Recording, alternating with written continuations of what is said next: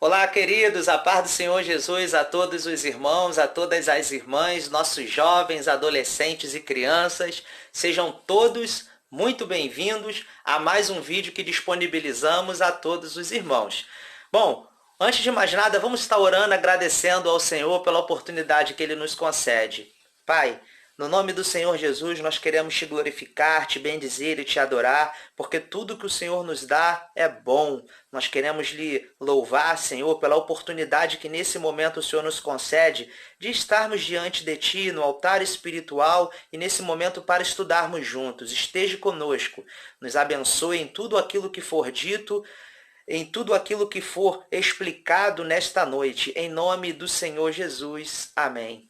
Amém, queridos? Bom, como os irmãos sabem, noite de terça-feira nós temos separado para fazermos estudos. Eu sempre começo dizendo que esses estudos não são estudos doutrinários, e sim estudos de origem ou de temas históricos, tá? De conteúdo histórico. E isso daí é importante que nós falemos para que nos dê a devida compreensão do que estamos fazendo aqui. Tá certo? Então são sempre temas que envolvem aí questões históricas no contexto da nossa fé. Então sabemos que a igreja, por exemplo, está ali no centro de determinado momento da história, né? De determinado momento da história, e estamos falando sobre tudo aquilo que acontecia em volta, em torno. Isso vai falar de questões políticas, em questões históricas, em questões das religiões em volta, né? Do período, tudo que envolve essas questões é o tema desse estudo. Já falamos aí sobre muitas coisas, né? Falamos sobre questões do tempo patrístico, da Idade Média, da Reforma Protestante, da pré-reforma, da pós-reforma,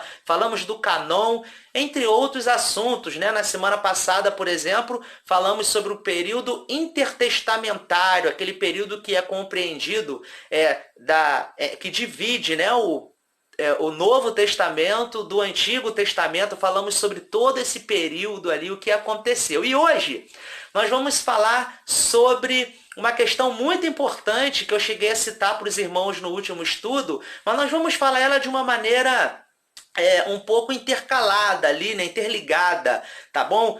Vamos falar então hoje sobre o cativeiro babilônico, e também por que os judeus e os samaritanos não se davam bem.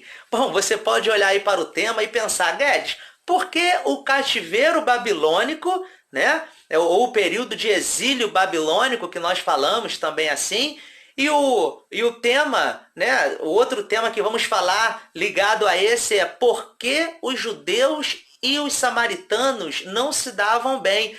Quando nós olhamos as escrituras, nós vemos isso, então é importante nesse contexto, a gente entender esse contexto. Isso facilita a gente entender, inclusive sobre algumas coisas que estavam ali escritas nas entrelinhas, não é? Da história das escrituras, tá certo? Então vamos dar continuidade aí, início ao nosso estudo. O texto bíblico da passagem em que Jesus dialoga com uma mulher samaritana deixa bem claro que houve uma tensão entre judeus e samaritanos. Então, o que estamos dizendo? Quando nós lemos ali, inclusive nós vamos ler, né, o texto do Novo Testamento em que Jesus ele vai beber água e ali tem uma mulher no poço. Aquela mulher conversa com Jesus, né? Jesus, na verdade, começa um diálogo com aquela mulher, e ela fala para Jesus algo bem importante. E naquele momento, revela-se naquela conversa uma tensão existente, né, entre os judeus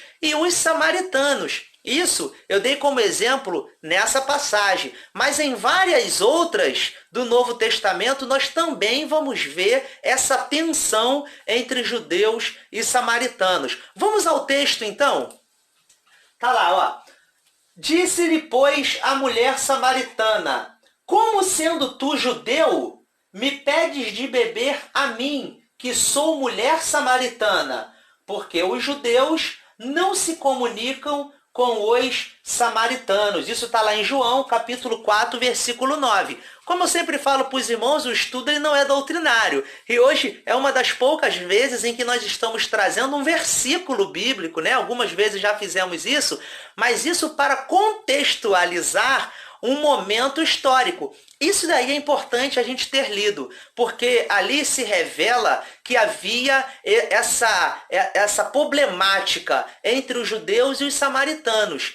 E é importante que nós saibamos aonde foi que isso começou, como que isso se deu, por que havia essa tensão, né, descrita inclusive nesse momento dessa passagem, como que tudo isso acontece. Talvez hoje você se pergunta ainda, quando eu leio a Bíblia eu vejo ali que tem um problema entre os judeus e os samaritanos, mas eu não consigo compreender de onde que isso surge, não eram todos israelitas? E hoje nós vamos estar aí conversando sobre isso, então fique bem atento, porque vamos mergulhar aí nas linhas da história. Tá certo?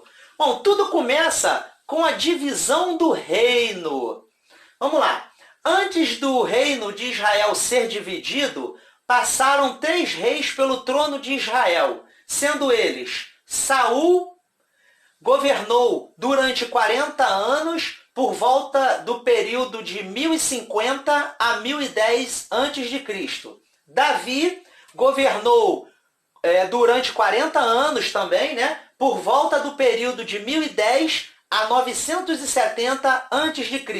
E Salomão governou durante 40 anos, por volta do período de 970 a 930 a.C. Bom, então nós precisamos já entrar aí num contexto histórico bem importante. Vamos entender da onde que surge essa rincha entre judeus e samaritanos. E também vamos entrar aí na questão do exílio babilônico.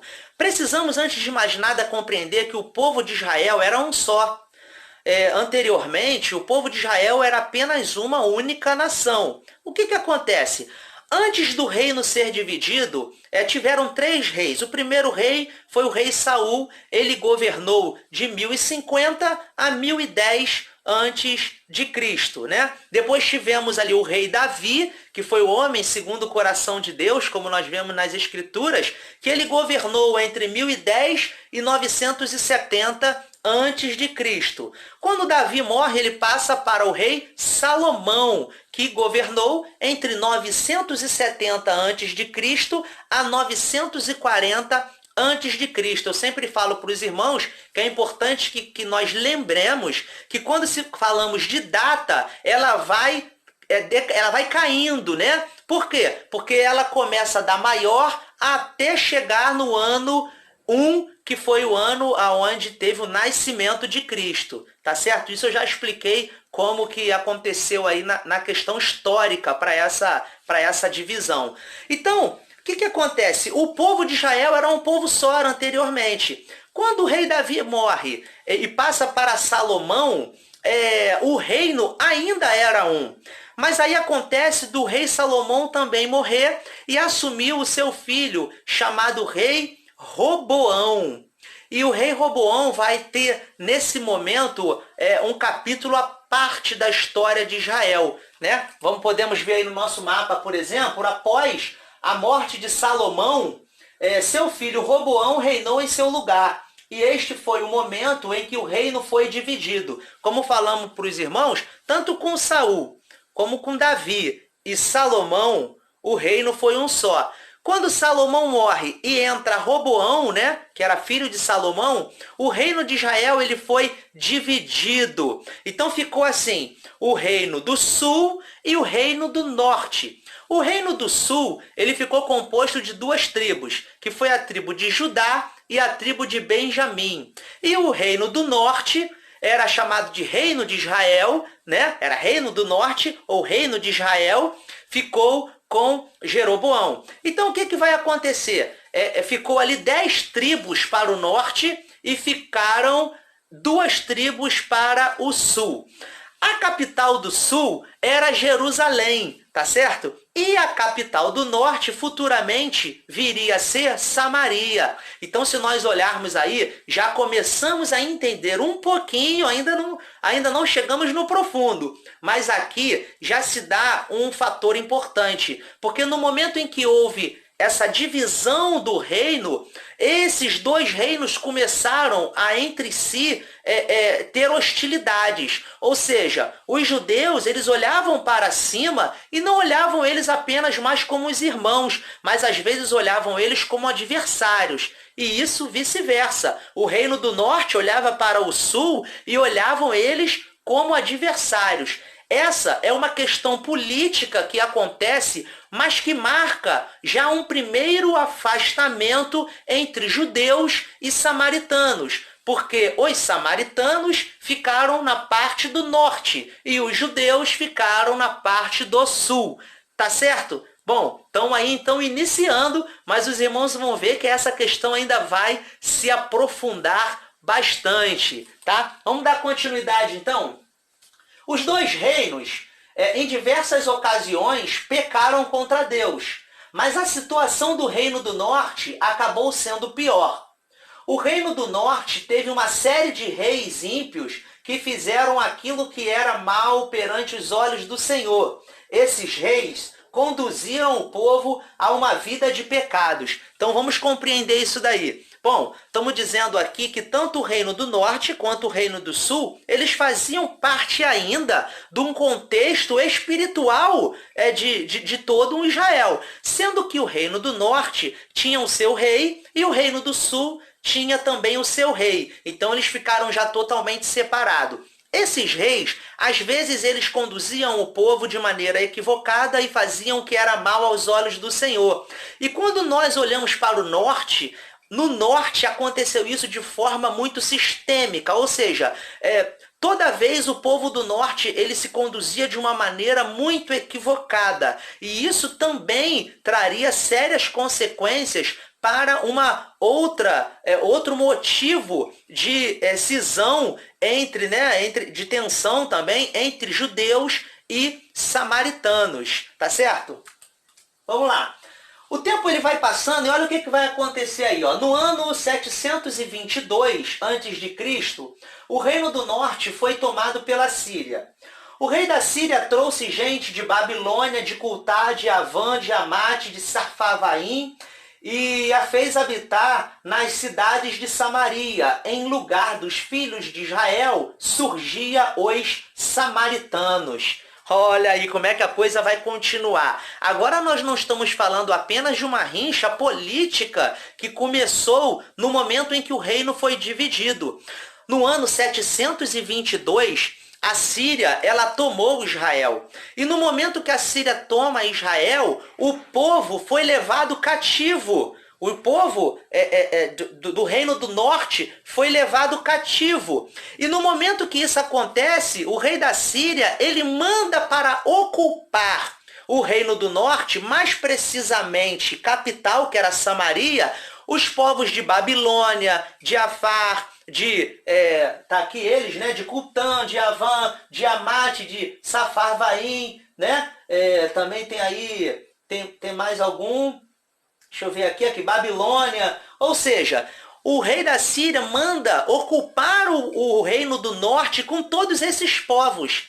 E esses povos, quando chegaram lá, eles encontraram ainda remanescentes, pessoas que permaneceram e não foram, levadas ao cativeiro sírio. E o que acontece? Esses povos eles se misturam com o povo de Israel que estava ali. Então, nesse momento, a maioria das pessoas que ocupavam o reino do norte já não eram mais israelitas. Eles eram povos de Babilônia, de Avã, de Amate, de Safarvaim, todos esses lugares, e ocuparam ali o reino do norte. Então, quando o reino do sul, eles olhavam para o reino do norte, eles não viam mais irmãos israelitas, eles viam o quê? Uma mistura, um sincretismo, e uma miscigenação, ou seja, uma mistura ali de raças que aconteceu de todos esses povos com o povo israelita que permaneceu ali,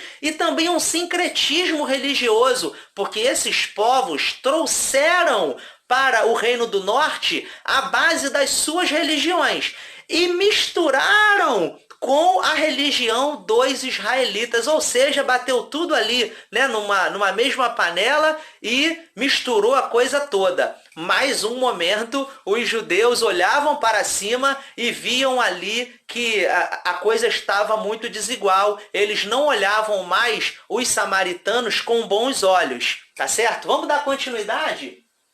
Bom, o que levou o povo ao cativeiro? Duas palavras proféticas marcaram essa resposta. Quando nós falamos aqui dessa parte agora, nós estamos nos referindo mais ao povo do sul. Porque, como vimos agora, o povo do norte foi levado, né, cativeiro pela Síria no ano 722, tá certo? E o reino do sul, eles ficaram como vassalo. Eles também eram dominados, mas eles não tinham sido levados ao cativeiro. O povo do sul, ele vai ao cativeiro, mas é chamado o cativeiro babilônico. E é interessante que se diga que quando a gente fala da questão do cativeiro babilônico, nós estamos falando basicamente do reino do sul. Porque o reino do norte, eles foram aprisionados pela Síria e nunca mais voltaram. O que permaneceu no reino do norte foi aquela mistura de todos os povos que entraram no reino do norte, se misturaram com os israelitas que estavam ali ainda no reino do norte, né, e formaram com isso os samaritanos, ou seja, essa mistura toda formaram então os chamados samaritanos, tá? E o reino do sul, eles vão para o exílio, mas é o chamado exílio babilônico. Isso vai acontecer um pouco mais na frente. Mas duas coisas marcaram a ida para o reino do sul e para a Babilônia. Vamos lá, então? Bom, eu falei que duas coisas, né? Então vamos à primeira. Esse trágico acontecimento foi inicialmente anunciado pelo profeta Isaías a Ezequias, rei de Judá, por volta do ano 700 antes de Cristo. Então nós dissemos que no ano 722 o povo do norte foi para a Síria, foi levado, né, espalhou-se pela terra fora e foi ocupado por esses povos que o rei da Síria colocou lá em Israel. No ano 700, o reino do sul, ele vai ter já a primeira palavra profética sobre o cativeiro babilônico. Isso vai se dar na época do reinado do rei Ezequias e no período profético do profeta Isaías. O que vai acontecer?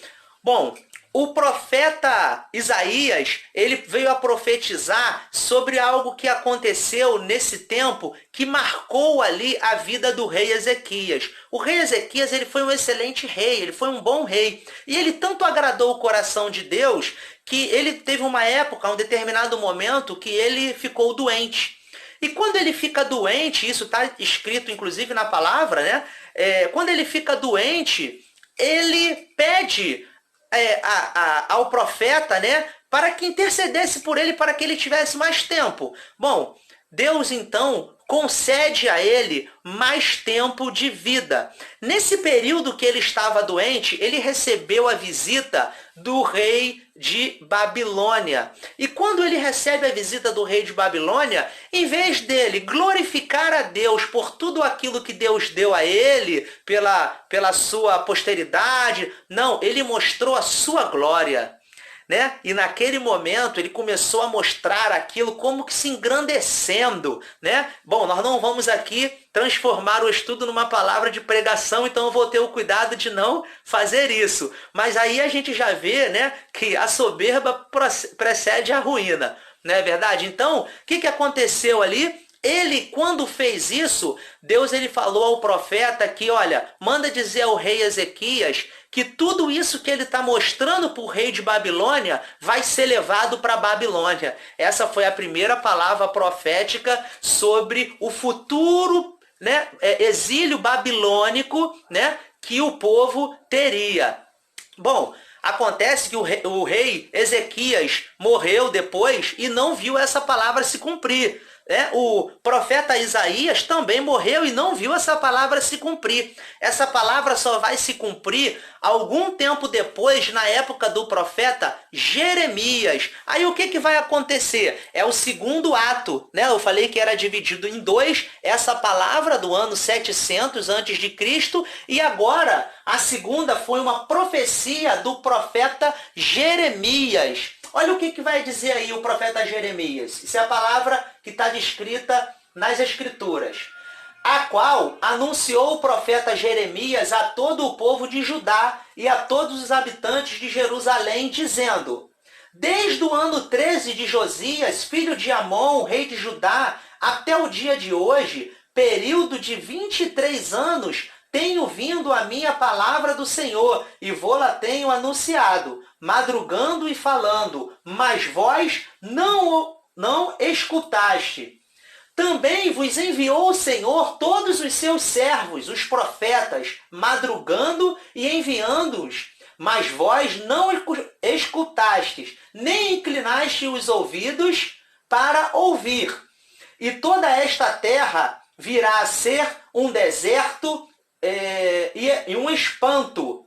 E estas nações servirão ao rei de Babilônia 70 anos. Bom, isso está em Jeremias capítulo 25, o versículo do 2 ao 4 e o versículo 11, que eu achei importante contextualizar, é quando fala justamente do período. Esse é o versículo 11.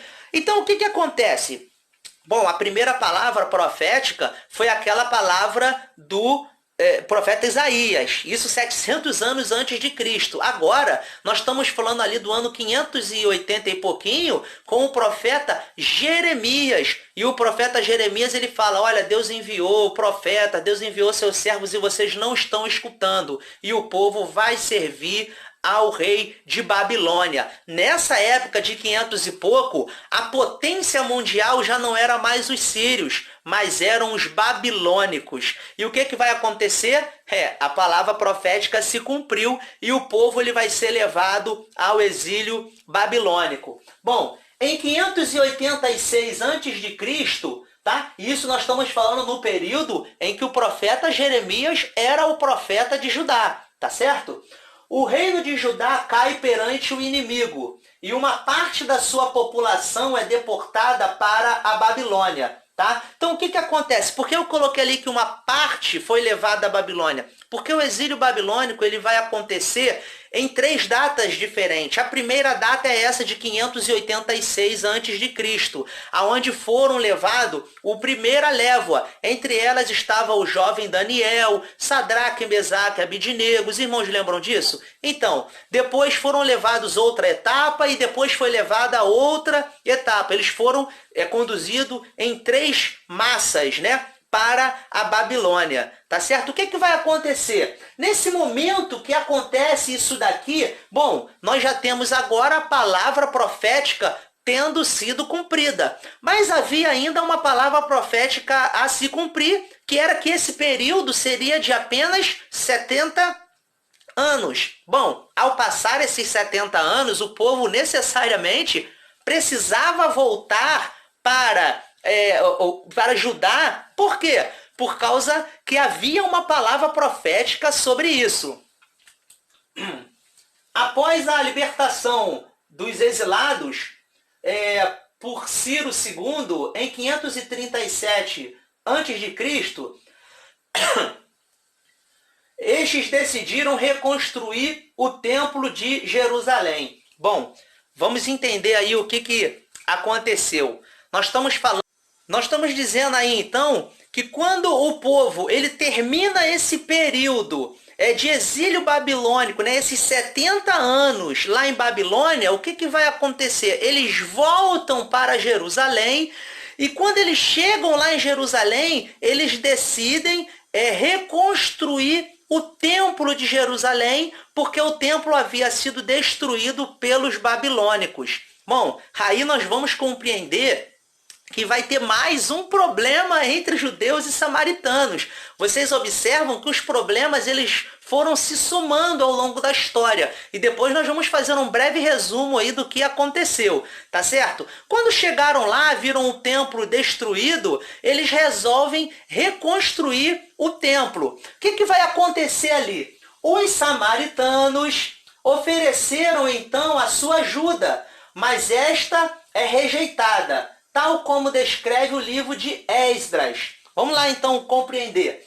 Ouvindo, pois, os adversários de Judá e Benjamim, que o povo que voltaram do cativeiro edificavam o templo ao Senhor Deus de Israel, chegaram-se a Zorobabel e ao chefe dos pais e disseram-lhe: deixa-nos edificar convosco, porque como vós buscaremos o vosso Deus, como também já lhe sacrificamos desde os dias de Azar-Adom, rei da Síria, que nos fez subir daqui.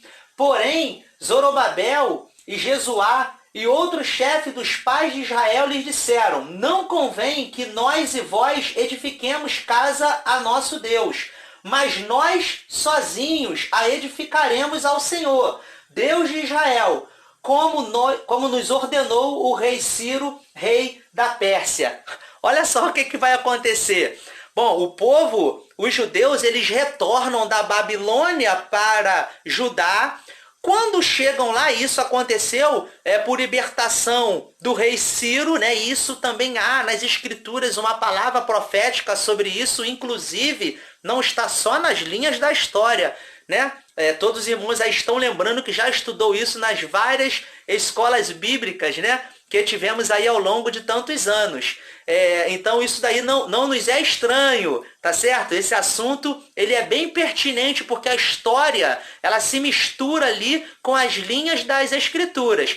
Quando eles chegam lá, quem eles encontraram? Os samaritanos. E é interessante que no versículo anterior a Bíblia vai dizer: ouvindo, pois, os adversários. Observem que a própria palavra ela já tratava os samaritanos como adversários. Por que isso, Guedes? Porque os samaritanos não eram mais o povo de Israel. Eram aquele povo que se misturou. Ou seja, era um pouquinho só de Israel que se misturou com os babilônicos, com o povo de Avã, com o povo de Sarfavaim, né? Aqueles povos todos que se misturaram e formaram os samaritanos.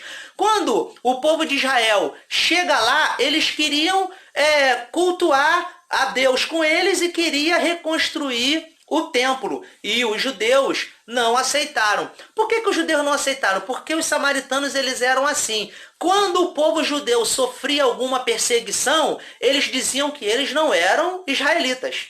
Mas quando o povo judeu estava na iminência de alguma coisa positiva, eles queriam tomar a cidadania de israelita. Ou seja, isso trazia para o judeu já uma repulsa entre o povo do norte, que já não eram mais considerados israelitas. Eles eram já tidos como samaritanos, que era a capital do reino do norte, justamente para ter essa distinção, tá certo? Vamos dar continuidade então? Alguns estudiosos consideram que a ruptura ocorreu após o retorno de Neemias em 445 a.C.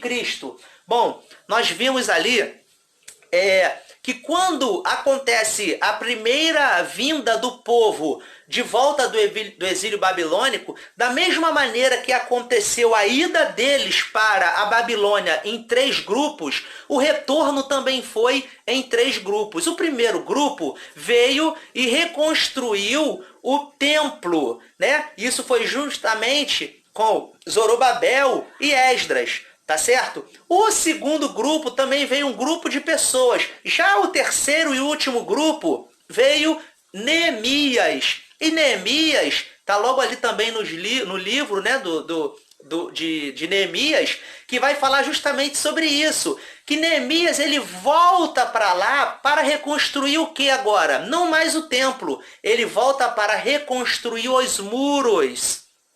Porque os muros de Jerusalém estavam todos eles derrubados. Então, Esdras e Zorobabel vai a fim de reconstruir o templo, tá certo? E o Neemias, ele lá em 445 a.C., ele vai para reconstruir os muros. E mais uma vez, nós tivemos ali uma tensão entre judeus e samaritanos. Por que isso? Olha o que vai acontecer. E sucedeu que, ouvindo Sambalate, que edificavam o muro, ardeu em ira, e se indignou muito, e escarneceu dos judeus. E falou à presença dos seus irmãos e do exército de Samaria. E disse: que fazem estes fracos judeus? Permite-se-lhe-á isso? Sacrificarão? Acabá-lo-ão num só dia? Vivificarão dos montões do pó as pedras que foram queimadas? Isso está lá em Neemias, capítulo 4, versículo 1 e 2. Observaram? Quando o povo veio na primeira leva, os samaritanos se aproximaram e queriam ajudar a reconstrução do templo. Bom, os judeus não aceitaram, a tensão, a rixa entre eles já estavam grande demais para que naqueles momentos eles pudessem se achegar ao povo vindo do exílio babilônico e tentassem ali ajudar na reconstrução do templo.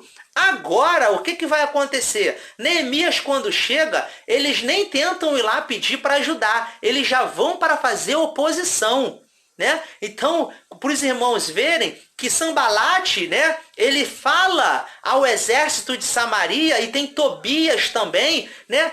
E quando a gente olha aquelas pessoas ali, todas elas eram daqueles grupos que vieram juntamente com o povo da Síria compor o reino do norte e formar com isso os samaritanos. Então, nesse último momento agora de Neemias, os samaritanos já nem tentaram ajudar, só foram para atrapalhar, só foram para fazer oposição, tá certo?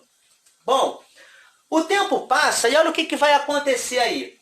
Com o tempo, os samaritanos edificaram o seu próprio templo de adoração no Monte Gerizim e tiveram seus próprios sacerdotes. Eles também passaram a considerar a adoração do templo em Jerusalém inapropriada, alegando inclusive que o Monte Gerizim era o único local correto de adoração designado por Deus a Moisés, ao invés do Monte Sião.